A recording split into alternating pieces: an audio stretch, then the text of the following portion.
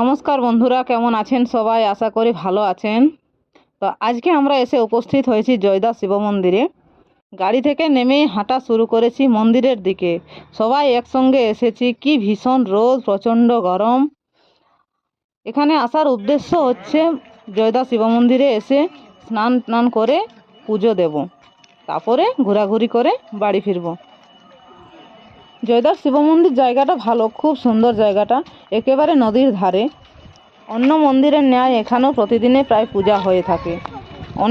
খুব বেশি একটা ভিড় হয় না যদিও। আমরা কিন্তু ফাঁকা সময় দেখেই এসেছিলাম এই মন্দিরে। দেখতে খুবই সুন্দর, খুবই ভালো লেগেছে। আমরা খুব আনন্দ উপভোগ করেছি। আর এই জায়গাটা দেখে আপনাদের কেমন লাগলো অবশ্যই কমেন্ট করে জানাবেন।